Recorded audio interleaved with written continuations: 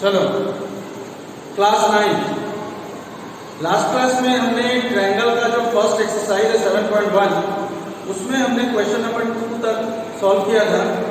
अब आज इस क्लास में हम क्वेश्चन नंबर 3 से स्टार्ट करेंगे, ठीक है। तो इन सारे क्वेश्चंस में फिगर बना हुआ है, तो क्वेश्चन नंबर 3 स्टार्ट करने से पहले हम क्वेश्चन नंबर 3 का फिगर बना लेते हैं, ठीक है। क्वेश्चन नंबर 3,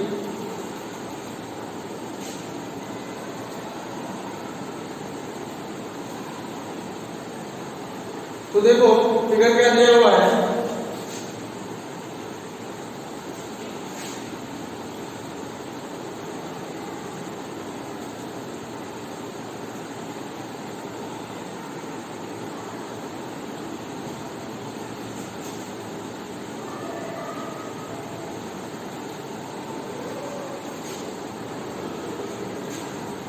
ये एंगल 90 डिग्री का है, ये भी एंगल 90 डिग्री का है।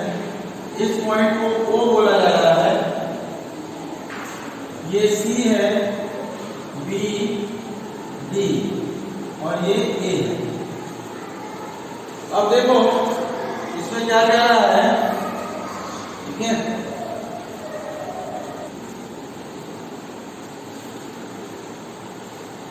तो देखो इस फिगर में क्या था कि AD and BC are equal perpendiculars. AD और BC जो है, AD और BC ये दोनों इक्वल परपेंडिकुलर्स हैं, यानी कि AD और BC हमारे इक्वल्स हैं, ठीक है। तो गिवन हम सबसे पहले क्या लिखेंगे कि AD इक्वल्स टू BC, ठीक, to a line segment AB। ये जो AD है और ये जो BC है वो इस AB लाइन सेगमेंट पे परपेंडिकुलर है, 90 डिग्री है, क्लियर। अब show that CD bisects AB। तुम्हें शो क्या करना है कि ये जो CD लाइन सेगमेंट है ये AB को बाइसेक्ट करता है। तो अगर ये CD AB को बाइसेक्ट करता है इसका मतलब हमें प्रूफ क्या करना है भाई, हमें प्रूफ करना है कि ये OA और OB दोनों बराबर है। अगर OA और OB हमारे इक्वल आ गए तो हम कह सकते हैं कि ये जो CD लाइन सेगमेंट है वो इस AB को आधे आधे यानी कि दो बराबर भागों में बांट देगा, यानी कि OA is equal to OB हमें मेनली लाना है, ठीक है। तो हम यहाँ पे लिख सकते हैं to prove OA is equal to OB। OA और OB को हमें इक्वल दिखाना है। तो चलो प्रूफ में तुम क्या करो, प्रूफ में सबसे पहले हम क्या करेंगे, देखो इन दोनों ट्रायंगल्स को हम लेंगे। कौन दोनों ट्रायंगल्स में, एक ट्रायंगल है ये AOD और दूसरा ट्रायंगल है BOC, ठीक। तो हम यहां लिखेंगे कि इन triangle AOD and triangle BOC, in triangle AOD and triangle BOC ये जो दो एंगल्स हैं, ये दोनों एंगल्स हैं ये हमारे इक्वल होंगे। अब ये जो है इक्वल एंगल्स होंगे, ये हमें गिवन नहीं हुआ है, गिवन नहीं है, ये दिया नहीं हुआ है, लेकिन फिर भी हम कह रहे हैं कि ये दोनों एंगल्स बराबर होंगे। क्यों बराबर होंगे भाई, क्योंकि ये जो दोनों एंगल्स हैं ये हमारे वर्टिकली ऑपोजिट एंगल्स हैं और हमें मालूम है कि vertically opposite angles are always equal. तो अब हम क्या लिखे, देखो भाई इस एंगल को हम नाम दे सकते हैं AOB। तो in triangle AOD and triangle BOC angle AOD is equal to angle BOC, angle BOC, ठीक है। और रीजन क्या है, vertically opposite angle, vertically opposite angle. फिर ये जो सेकंड एंगल है जस्ट उसके बाद वाला वो भी हमारा इक्वल है, किसके भाई, इन्हीं दोनों ट्रायंगल्स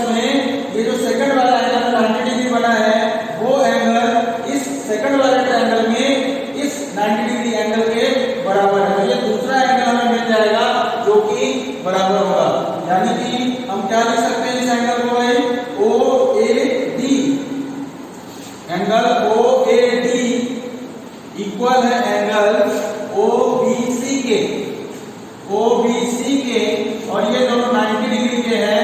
और ये कैसे पता 90 डिग्री के हैं? क्योंकि ये हमें क्वेश्चन में फिगर में गिवन है, तो हम इसको लिखेंगे गिवन, ठीक। और इसके बाद तीसरी चीज क्या दी हुई है कि ये जो हमारा AD साइड है वो इस BC साइड के बराबर है, ये भी हमें गिवन है। तो AD is equal to BC, ठीक, और ये हमें गिवन है। तो ध्यान दो भाई, उसमें कौन सा क्राइटेरिया हम लगा सकते हैं। एक एंगल यहां से अगर शुरुआत करें, एक एंगल ये मिल गया जो कि इस एंगल के बराबर है, फिर दूसरा जस्ट उसके बाद वाला एक एंगल और मिल गया जो कि इस एंगल 90 डिग्री के बराबर है, और उसके जस्ट बाद एक साइड मिल गया जो कि इस साइड के बराबर है। इसका मतलब AAS एंगल साइड, ये क्राइटेरिया अगर हम लगाएं तो ये दोनों ट्रायंगल हमारे कॉन्ग्रुएंट हो सकते हैं। तो हम यहां पे लिखेंगे बाय AAS क्राइटेरिया या by AAS rule, triangle AOD is congruent to triangle BOC, ठीक है। तो AOD जो है, AOD ये वाला जो ट्रायंगल है वो इस ट्रायंगल में कॉन्ग्रुएंट हो गया। अब जैसे ही कॉन्ग्रुएंट हो गया तो हमने बताया था कि किसी भी दो कॉन्ग्रुएंट ट्रायंगल्स में जो करस्पॉन्डिंग साइड्स होते हैं वो हमेशा इक्वल होते हैं, बराबर होते हैं। तो यहाँ पे इस AOD का OA बराबर होगा इसी के करस्पॉन्डिंग साइड के, लेकिन वो इस दूसरे वाले ट्रायंगल में। तो दूसरा वाला ट्रायंगल कौन सा है? BOC, और इस OA का करस्पॉन्डिंग क्या होगा? जस्ट इसका उल्टा, यानी कि OB, ठीक है। तो OA is equal to OB, हम लिखेंगे by CPCT, by corresponding part of congruent triangles, OA is equal to OB, OA is equal to OB. Therefore, line segment CD, therefore CD bisects, किसको bisect करता है भाई? AB को bisect करता है, ठीक है। Prove, clear? एक बार देखो,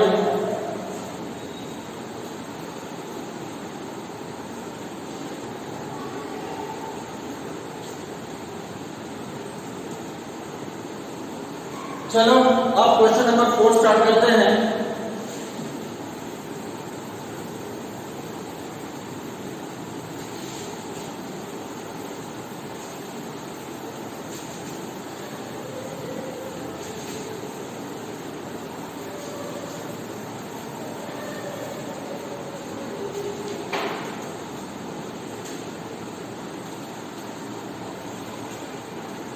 क्वेश्चन नंबर 4, इसमें भी देखो फिगर बना हुआ है, तो सबसे पहले हम फिगर बना लेते हैं।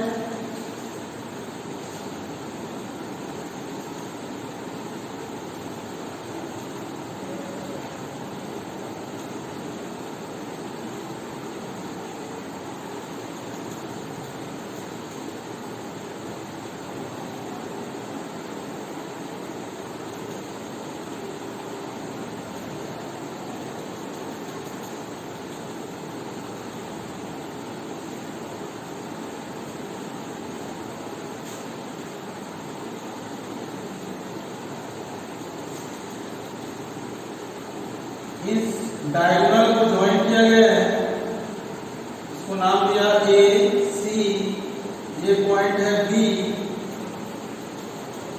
और ये पॉइंट है D, ये लाइन L है और ये लाइन M है, और ये दोनों लाइंस P और Q है, ठीक है। तो अब इस क्वेश्चन में क्या कह रहा है कि L and M are two parallel lines, L और M जो है वो हमारे दो पैरेलल लाइंस हैं। L और M हमारे दो पैरेलल लाइंस, ये हमारे गिवन हो गया कि L is parallel to M। अब इसके बाद क्या कर रहा है? Intersected by another pair of parallel lines P and Q। ये जो लाइन L और लाइन M है, इस इसको P और Q दो और लाइंस हैं जो कि इंटरसेक्ट कर रहा है, और ये दोनों लाइंस भी आपस में कैसे हैं भाई, पैरेलल लाइंस। ठीक है, तो हम ये भी लिखते हैं कि P is parallel to Q, ये भी हमें गिवन है। अब हमें शो क्या करना है, प्रूफ क्या करना है भाई, देखो to prove triangle ABC is congruent to triangle CDA, ये हमें प्रूव करना है। Triangle ABC is congruent to triangle CDA, मतलब इन दोनों ट्रायंगल्स को हमें congruent प्रूव करना है। क्लियर? तो चलो स्टार्ट करते हैं प्रूफ।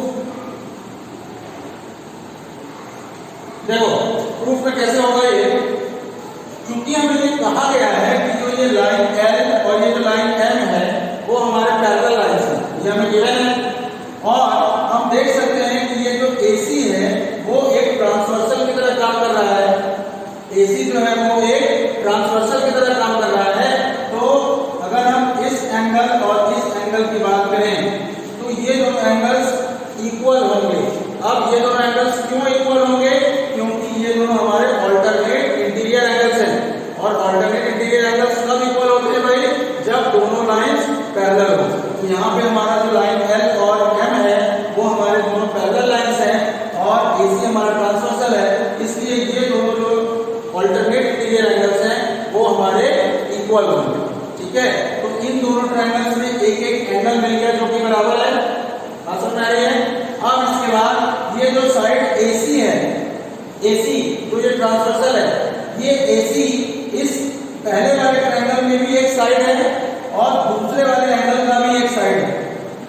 पहले वाले ट्रायंगल का भी एक साइड है AC, और इस दूसरे वाले ट्रायंगल का भी एक साइड है। इसका मतलब हम कह सकते हैं कि ये जो AC है वो दोनों ट्रायंगल में कॉमन है। ठीक है ना, तो ये एक साइड हमें मिल गया। तो देखो एक एंगल हमें ये मिल गया, फिर एक साइड हमें कॉमन मिल गया जो दोनों में है, और उसके बाद एक ये जो एंगल है ये वाला, ये एंगल जो है इस एंगल के बराबर है।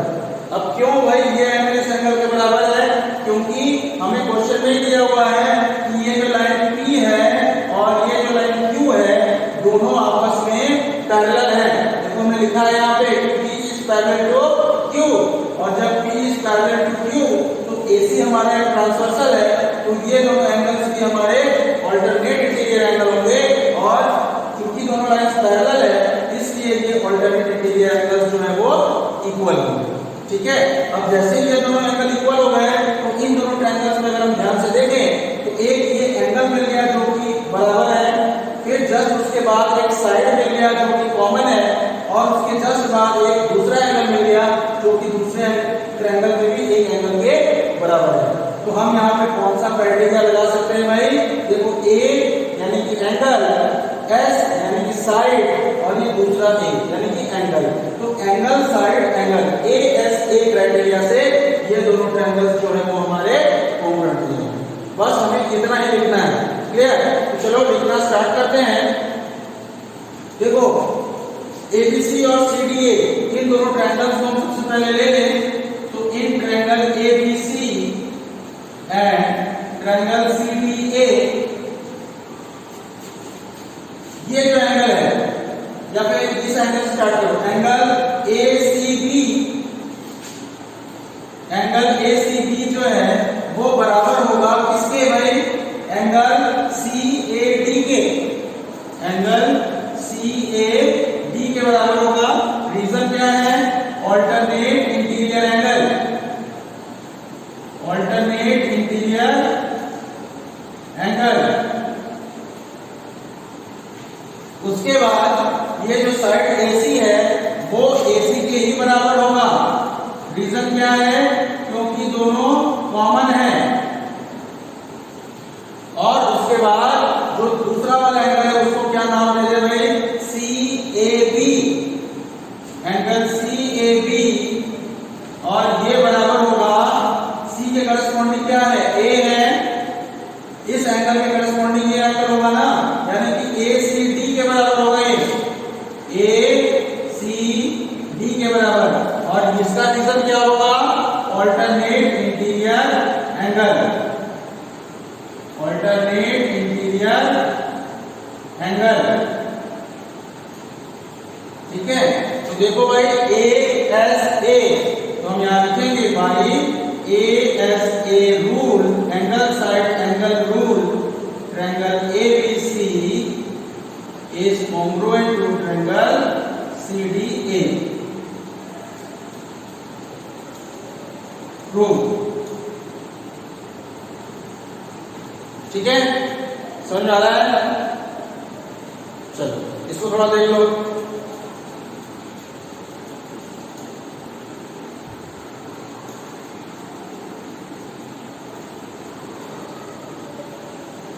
चलो भाई, अब नेक्स्ट क्वेश्चन नंबर 5।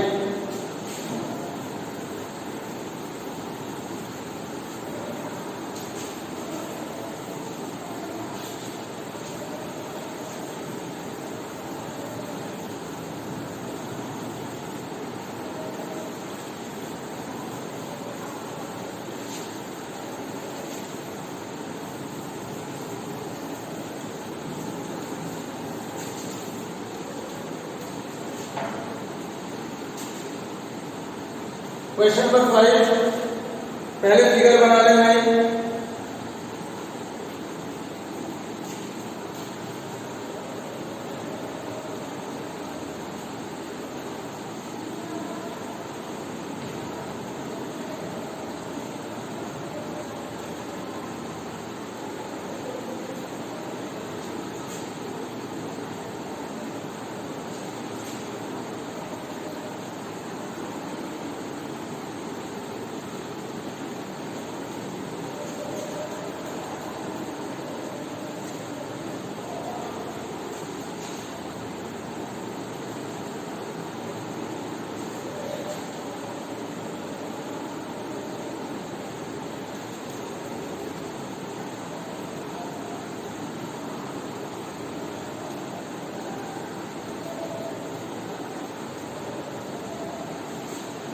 देखो भाई, ये फिगर क्वेश्चन नंबर 5 में दिया हुआ है।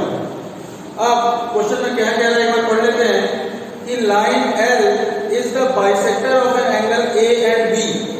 ठीक है, sorry, line L is the bisector of an angle A। ये जो एंगल A दिया हुआ है, इस एंगल का बाइसेक्टर है ये जो लाइन L है। इसका मतलब ये जो दोनों एंगल्स हैं वो बराबर होंगे हमारे। ये जो लाइन L है वो इस पूरे एंगल A का एंगल बाइसेक्टर है, मतलब ये इस पूरे एंगल को बाइसेक्ट कर रहा है, यानी कि आधे आधे दो बराबर भागों में बांट रहा है।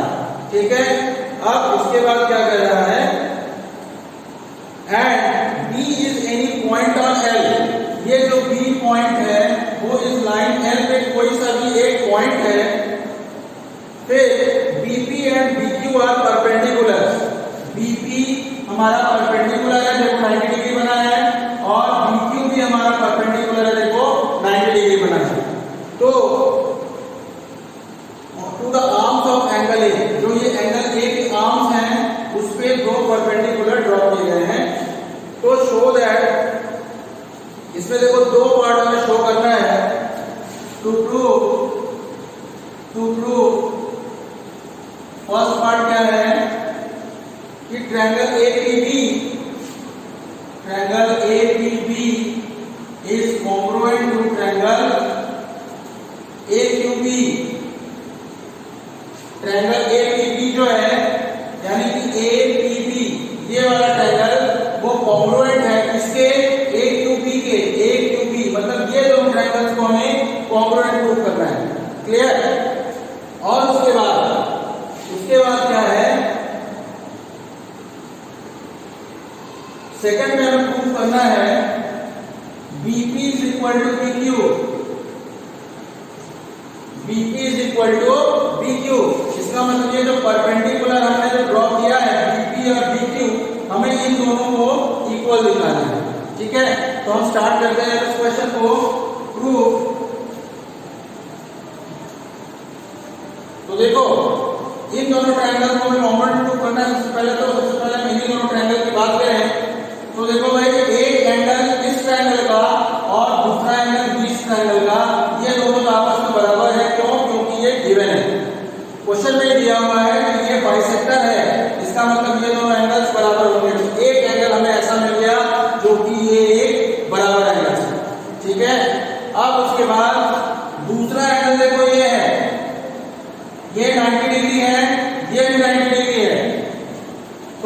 दूसरा एंगल भी हमें मिल गया। अब इसके बाद एक साइड भी है जो दोनों में कॉमन है। तो देखो भाई ये जो ए बी साइड है वो दोनों ट्रायंगल्स में हमारा कॉमन है। ठीक है, ये जो साइड ए बी है वो दोनों ट्रायंगल्स में हमारा क्या है भाई, कॉमन है। तो ध्यान से अगर हम देखें तो एक एंगल ये है जो कि इक्वल है, फिर दूसरा एंगल ये है जो कि इक्वल है, और उसके जस्ट बाद एक ये जो साइड ए बी है वो दोनों में कॉमन है। और इस वजह से by AAS angle side rule these two triangles will be congruent। ठीक है, और जैसे ही ये दोनों ट्रायंगल कॉन्ग्रुएंट होंगे तो by simplicity corresponding sides will also be equal। इसका मतलब इस APB वाले ट्रायंगल का BP और AQB का BQ दोनों आपस में corresponding sides हैं और ये दोनों congruency की वजह से इक्वल होंगे। बस हमें इतना लिखना है। ठीक है, चलो स्टार्ट करते हैं। In triangle APB and triangle AQB, in triangle APB and triangle AQB angle BPA या फिर APB जो है वो बराबर है किसके भाई, AQB के, क्योंकि दोनों ही एंगल हमारे 90 डिग्री के हैं। तो AQB के, और क्योंकि ये दोनों 90 डिग्री हैं और ये हमें गिवन है। ठीक है, अब इसके बाद ये दोनों एंगल्स भी आपस में बराबर हैं, यानी कि PAB एंगल PAB बराबर है एंगल QAB के। अब ये क्यों बराबर होगा भाई, क्योंकि ये भी हमें क्वेश्चन में गिवन है। क्लियर, और उसके बाद ये दोनों एंगल्स के बाद ये जो साइड AB है वो दोनों साइड में कॉमन है, यानी कि AB is equal to AB, और ये हो जाएगा हमारा कॉमन साइड। बात समझ आ रहा है? तो जब ये तीनों चीजें इक्वल हो गई इसका मतलब ये एक एंगल हो गया, फिर ये दूसरा एंगल, फिर इसके जस्ट बाद एक साइड। तो by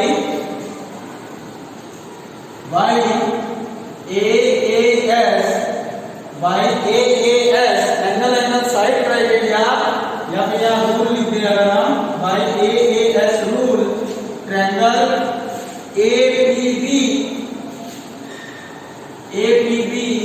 is congruent to triangle AQB।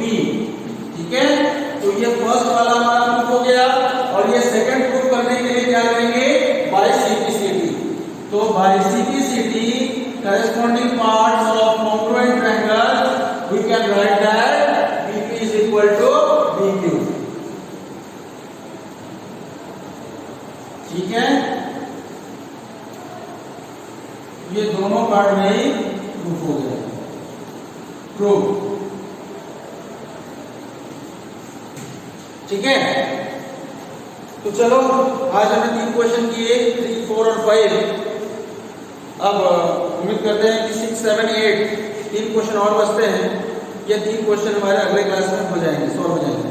ठीक है, तो चलो आज की क्लास में इतना ही रहेगा। उम्मीद करते हैं समझ में आया होगा। चलो फिर नेक्स्ट क्लास में मिलते हैं। ठीक है, ऑफ करो।